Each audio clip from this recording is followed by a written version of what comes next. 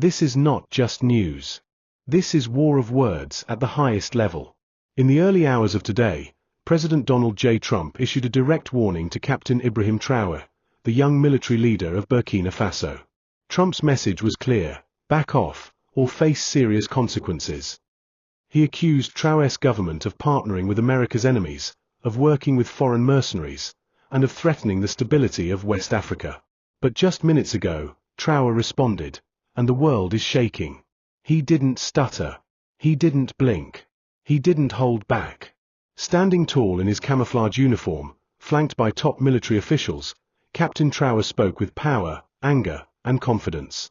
His words were sharp, clear, and impossible to ignore. The video dropped on official state TV and immediately spread like wildfire across Africa. Traoré began with a chilling sentence.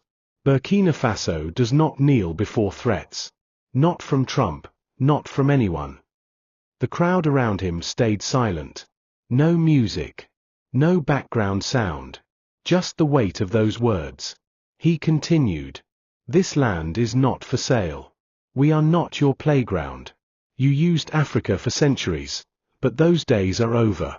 If Trump thinks we are afraid, he is wrong. Dead wrong. Within 15 minutes of the video going live, Twitter, TikTok, and Instagram exploded. People in Nigeria started saying, "This man speaks for all of us."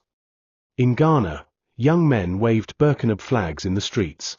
In Mali, people shouted, "Long live Traoré." But what made the speech so shocking wasn't just the words, it was the way he said them. Traoré didn't just speak like a president. He spoke like a warrior. He looked into the camera like he was staring down Trump himself.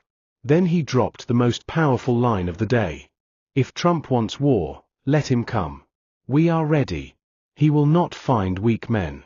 He will find lions. The internet froze. For 30 minutes straight, TikTok users across Africa stitched that quote with fiery music, dramatic effects, and images of African fighters rising up. It didn't stop there. Traoré went on to accuse the US of double standards.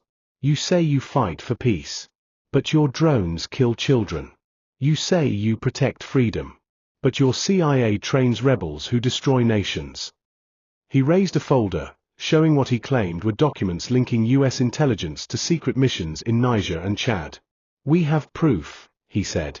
And we will release everything if one bullet crosses our border. The room stayed silent. His generals looked calm but alert. The video cut off only seconds later, but the impact was massive. Within 45 minutes, hashtags began trending. A hash Traoré speaks. A hash Trump vs Africa. A hash Burkina rising. A hash Africa is not afraid. International media scrambled to translate the speech. French, Arabic, Hausa, and English versions hit YouTube within the hour. Nigerian influencers started calling Traoré the new Thomas Sankara. Others called him Africa's last general. And just when people thought it was over, Traoré's media team released an image. Him sitting calmly, arms folded, with the quote, "They came for gold. We gave them fire." Boom. The image went viral in less than 10 minutes. Over 100,000 reposts on Instagram. Over 2 million views on Facebook. Right now, Trump has not made any official response, but inside US circles, the heat is rising. A Pentagon insider reportedly said, "This is not how we expected Traoré to react. He just escalated things 10 times over." Meanwhile, Burkina Faso's capital is buzzing. Supporters are out in the streets. Some are waving anti-US signs. Others are playing Traoré's speech on repeat from car radios and street corners. There is fire in the air, not of fear, but of pride. For years, many African countries stayed quiet under pressure. They backed down when foreign powers knocked on their doors. But today, something changed. Today, a young captain in his early 30s stood up and said no. No to threats. No to control. No to fear. Whether you agree with him or not, one thing is clear: Captain Ibrahim Traoré just shook the world. This isn't politics anymore. It's personal. This is no longer a war of politics. It's a battle of pride. Just hours after Donald Trump issued his fierce warning, Captain Ibrahim Traoré gave a reply that stunned the world. And now, as the dust settles, we're beginning to see what this truly means, not just for Burkina Faso, but for the future of Africa. Standing before cameras, surrounded by armed guards and national flags, Traoré wasn't just responding. He was redefining leadership. With full confidence, he declared, "We don't bow to bullies. Burkina Faso is not for sale. We answer to our people, not to foreign powers." He was calm, but there was thunder in his voice. And the message was not just for Trump, it was for every foreign nation that still believes Africa can be controlled, used, or silenced. Traoré didn't flinch. He didn't sugarcoat. He didn't try to play it safe. Instead, he threw the truth on the table. Stop sign they send warnings. We send warnings back. Traoré said clearly, when we try to protect our land, they call us rebels. But when they send drones and spies, they call it peacekeeping. Enough is enough. He spoke with fire. You could feel his words cut deep, not just to America, but to every country that has played puppet master in Africa for decades. He went on to say, "We will not accept lectures from those who bombed Libya and left it in flames. We will not take orders from anyone who funded coups, armed rebels, and destroyed African dreams for profit." Boom. That statement alone made people in Nigeria, Congo, and even South Africa post clips with the caption, "Finally, someone is speaking our truth." Police cars revolving light, young Africans react, "He speaks for all of us." Across the continent, Traoré's words lit a fire in people's hearts. In Nigeria, TikTok exploded with young creators repeating his speech. In Lagos, street artists began painting murals of Traoré with the caption, "Africa must rise." In Accra, students marched through their campus holding signs, "Traoré's right." One Ghanaian YouTuber said, "This man didn't just speak for Burkina Faso, he spoke for every African country that's tired of kneeling." In Mali, groups of youth danced in the streets with Burkina flags, while one radio station in Bamako played the full speech on loop. Traoré is becoming more than a leader. He's becoming a symbol of resistance, a symbol of backbone, a symbol of the African voice that refuses to stay silent. Loudspeaker Africa is not a toy. This is our land. At the heart of Traoré's message was pride in the continent, and a warning to foreign powers. Africa is not your experiment. You took our minerals. You stole our leaders. You buried our heroes. But we are still here. And we are rising. The crowd behind him didn't cheer, they stood like stone. Silent, strong, ready. It wasn't about applause. It was about intent. Traoré spoke like a man preparing for a storm, not running from it. He said, "If they want peace, we are ready for peace. But if they want war, they must know, the new Africa does not run. We fight." He even quoted Thomas Sankara, Burkina Faso's revolutionary icon. He once said, "You can kill a revolutionary, but not the revolution." And now I say this, you can threaten Traoré, but not the people. It was no longer about titles or borders, it was about dignity. Traoré's challenge to Trump and the West. He ended the speech with a personal challenge. Tell Trump this, if he wants to talk, we can talk. If he wants to fight, he will meet a generation that has nothing to lose but its chains. Those words hit hard. People reposted that line across every platform, from Twitter to YouTube Shorts. Some added cinematic music. Others added scenes from African revolutions. It became a movement in real time. Western media called it aggressive. African youths called it truth finally spoken without fear. Even in countries far from West Africa, like Kenya and Ethiopia, young people began using the hashtag #WeStandWithTraoré.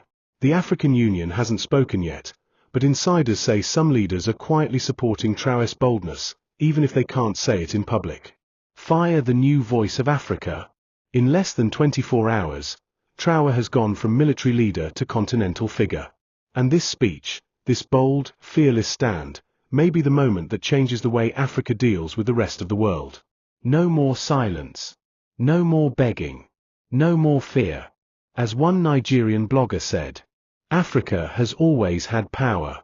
What we lacked was someone brave enough to speak it without shaking. Traoré did that today. And now, the world is listening. It's official, Africa has spoken, and Captain Ibrahim Traoré is now at the center of a storm that's far from over. After standing toe-to-toe with Donald Trump, firing back with words stronger than bullets, Traoré didn't step down. He doubled down. His final warning wasn't just to America. It was to the whole world. The real power is not in Washington or Paris. The real power is with the people. Africa is rising. Let the world hear us now. That one line sent shockwaves across global media. News outlets in Europe called it reckless. But in Africa, it felt like a long-awaited awakening. This wasn't just about Burkina Faso anymore. It became a voice for every African country that has suffered under exploitation, corruption, and foreign control. Globe showing Europe-Africa Traoré ignites a movement. In cities across West Africa, Traoré's final words were not just shared, they were celebrated. In Lagos, music artists started remixing his speech into Afrobeats tracks. In Nairobi, graffiti artists painted his face on city walls next to the words, "Not your colony." In TikTok trends and Instagram reels, his boldest quotes were placed over scenes of African warriors, black fists rising, and broken chains falling to the ground. It didn't feel like a political moment. It felt like a revolution in motion. He didn't say maybe. He didn't say someday. He said now. And people listened. Fire, the system is shaking. Why the world is nervous. What scares the West is not just Traoré's words, it's the reaction. This isn't just one country shouting back. It's a whole generation waking up. From Ghana to Gambia, from Nigeria to Namibia, young people are saying the same thing. We are not afraid. Enough is enough. And this movement isn't being led by billionaires, governments, or big media houses. It's being pushed by ordinary people, students, artists, soldiers, farmers, creators, who are tired of being told Africa must wait. International observers are already warning. Traoré is triggering something bigger than himself. They're right. This isn't just about one military captain in Burkina Faso. It's about the spirit of resistance spreading across an entire continent. And no one knows where it's heading next. Police cars revolving like Traoré's final words, a threat or a promise. Before leaving the podium, Traoré gave one last message, and it wasn't soft. This is not the end. This is just the beginning. We are watching. We are organizing. And we will defend our land with everything we have. That wasn't a political speech. That was a battle cry. And he meant every word. He didn't smile. He didn't ask for applause. He looked straight into the camera, straight at America, straight at Europe, and said, "You will never silence Africa again." Boom. One sentence. Global explosion. Even African diaspora communities in London, Paris, and Atlanta began marching, reposting, and calling Traoré the voice of the new Africa. Speaking head in silhouette # what comes next. This is where things get serious. As of now, the US government has gone quiet. No direct response from Trump. No press briefing. No statement. Just silence. But military analysts are already worried. Because this kind of boldness doesn't stay in one country. It spreads. And with every video clip, every TikTok remix, every quote going viral, the pressure builds. What's clear is this. Traoré has nothing to lose. The people are with him. And history is already being written. Right now, African leaders are watching closely. Some are silent. Some are quietly agreeing. A few are even meeting behind closed doors. The big question is, will other nations follow Traoré's path? Or will they try to silence him before the fire spreads too far? This is bigger than politics. Traoré's rise wasn't scripted. He didn't come from wealth. He wasn't groomed by global elites. He came from the barracks. From the front line. From a country constantly under threat. And now, he's using that experience to challenge some of the most powerful forces in the world. This isn't just politics. This is about identity. About pride. About freedom. About ending centuries of silence. Traoré's final words may be the most honest things said by any African leader in the last 20 years. They call us poor. They call us unstable. But what they fear is the day we stop believing their lies. That day has come. And Traoré just said it out loud, for everyone to hear. White heavy check mark the verdict. A new chapter begins. Whether you support Traoré or not, one thing is now certain. Africa has entered a new era. An era where leaders no longer beg for aid. An era where youth refuse to be silent. An era where the lion roars back, and the world listens. This is just the beginning. So buckle up. Because what happens next will shake more than just headlines. It could shake the whole world order. Move a camera, like, comment or subscribe. This is not just news. This is history in real time, and you're watching it unfold.